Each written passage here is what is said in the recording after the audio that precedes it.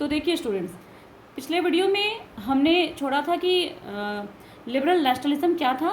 तो यहाँ से हम इसी चीज़ से इस वीडियो को स्टार्ट कर रहे हैं, लिबरल नेशनलिज्म।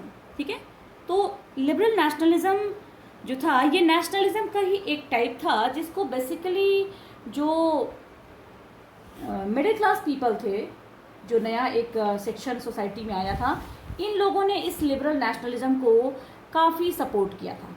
ठीक है, क्यों सपोर्ट किया था, इस लिबरल नेशनलिज्म में ऐसी क्या खास बात थी, ये हम देखेंगे। तो यूरोपियन सोसाइटी में 19वीं सेंचुरी के स्टार्टिंग के जो डिकेड्स थे, उसमें जो चूँकि नेशनल यूनिटी की बातें हो रही थी और लिबरलिज्म की बातें हो रही थी। लिबरलिज्म जो वर्ड है स्टूडेंट्स, वो बेसिकली आया है लिबर वर्ड से।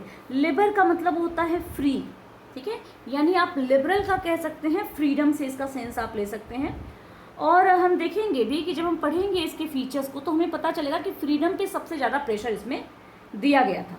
ठीक है, जो न्यू मिडिल क्लास सेक्शन था ना, उसके लिए लिबरलिज्म का मतलब था कि इंसान आज़ाद हो और लॉ के सामने सभी लोग बराबर हों। ठीक है, तो चलिए देखते हैं कि क्या क्या इसके फीचर्स थे, एक एक करके आपको मिलेगा। पहला है इंडिविजुअल फ्रीडम। जैसा कि मैंने आपको कहा कि यहाँ लोग सोचते थे कि इंसान को आज़ाद होना चाहिए, फ्री होना चाहिए, तो पहली चीज़ है। सेकेंड की इक्वलिटी बिफोर लॉ।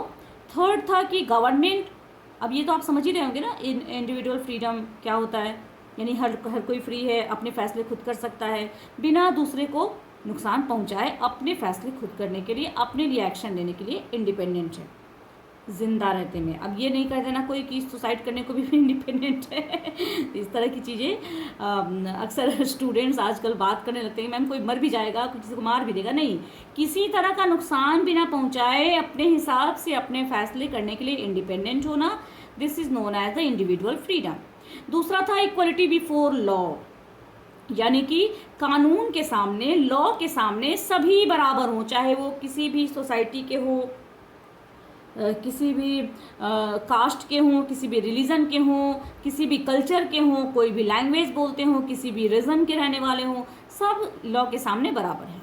थर्ड है government with consent. Government with consent का मतलब हुआ कि जो भी कोई गवर्न करे लोगों को, जो भी कोई उनके ऊपर रूल करे, वो उनके कंसेंट से रूल करे, उनकी मर्जी से रूल करे।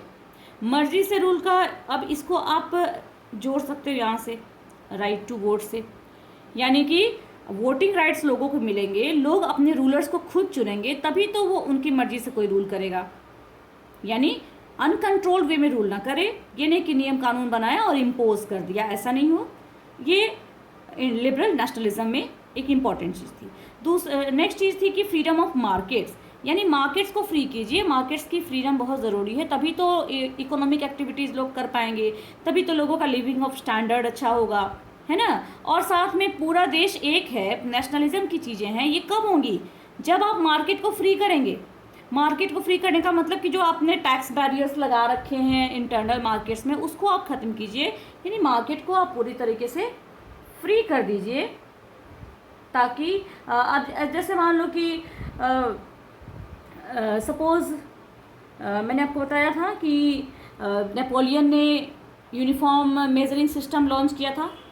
इसका क्या मतलब था यूनिफॉर्म, ये इसका मतलब कि पहले यूनिफॉर्म मेजरिंग सिस्टम नहीं था।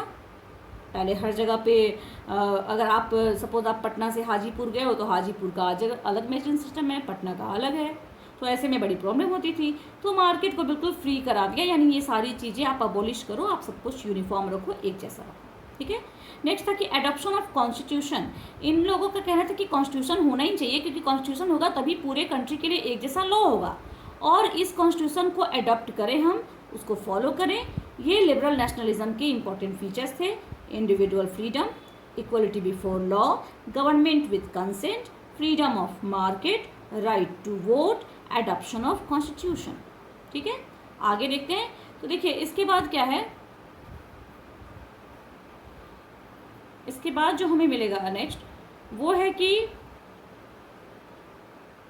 जोल्बोराइन। अब ये जोल्बोराइन क्या था, तो देखिए स्टूडेंट्स, ये जो जोल्बोराइन था, ये एक तरह का कस्टम यूनियन था।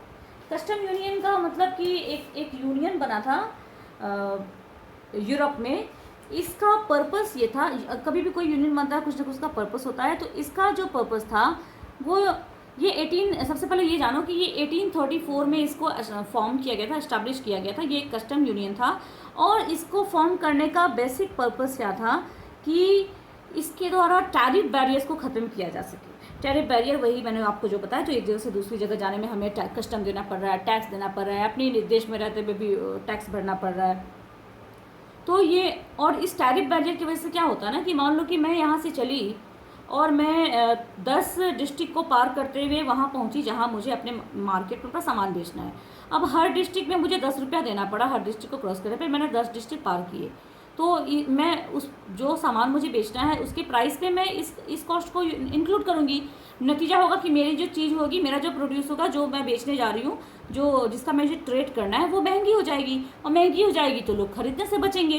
तो इसलिए टैरिफ बैरियर्स को हटाने के लिए ये जोल्वोराइन जो कस्टम यूनियन था इसको फॉर्म किया गया, ठीक है। And they abolish 28 currencies out of 30। ये चीज़ आपने देखा था, मैंने आपको बताया था नेपोलियन के टाइम भी, कि नेपोलियन ने भी नेशनल करेंसी को अडॉप्ट किया था, और यहाँ भी 30 में से 28 करेंसीज को हटाया गया, ठीक है। और ये जो जोल्वोराइन था ना, इसमें मैक्सिमम जो जर्मन स्टेट थे, जर्मनी के जो स्टेट्स थे, वो बहुत ज़्यादा इसमें शामिल थे। और इस जोल्वोराइन को जो सेटअप किया गया था, तो मैं आपको बता दूं, ये प्रशिया जो था ना, प्रशिया के इनिशिएटिव पर, प्रशिया ने इनिशिएटिव लेकर के इसको शुरू करवाया था जोल्वोराइन को, ठीक है। अब देखिए, अब इसके बाद आगे चलते हैं। अब नेक्स्ट है कि इतना कुछ हो गया, लिबरल नेशनलिज्म हो गया, तो क्या लोग चुप बैठे? क्या लोगों के जो मोनार्क्स थे उनके सपोर्ट में कोई ग्रुप नहीं आया? तो उनके सपोर्ट में तो ग्रुप था ही, जिसको हम कहते हैं कंजर्वेटिज्म, कंजर्वेटिव आपको पता है कि उन लोगों को कहा जाता है जो कि अपने पास्ट को प्रिजर्व करने की कोशिश करते हैं, जो पास्ट को ही बना के रखना चाहते हैं। तो ये था conservatism. It is basically an ideology of belief of preservation of old tradition and institutions like monarchy, church, social setup etcetera. यानी सोसाइटी पहले जैसी थी वैसी ही रहे, ठीक है, ओल्ड ट्रेडिशंस बने रहे, मोनार्क सिस्टम बना रहे, चर्च बना रहे, इन सब चीज़ों को कोई नुकसान न पहुँचे। ये चीज़ बेसिकली कंजर्वेटिज्म का इम्पॉर्टेंट पार्ट थी, ठीक है। आगे देखते हैं हम लोग। अब इसमें आता है कि इस कंजर्वेटिज्म के द्वारा कुछ ना कुछ तो चेंजेस भी आए होंगे भाई। जब कंजर्वेटिज्म इतना हाईलाइट किया जा रहा था, कुछ चेंज भी तो होंगे। तो चेंजेस थे, देखिए चेंजेस क्या थे। सबसे पहला चेंज था कि ऑस्ट्रिया, रशिया और Britain join hands to defeat Napoleon in the battle of water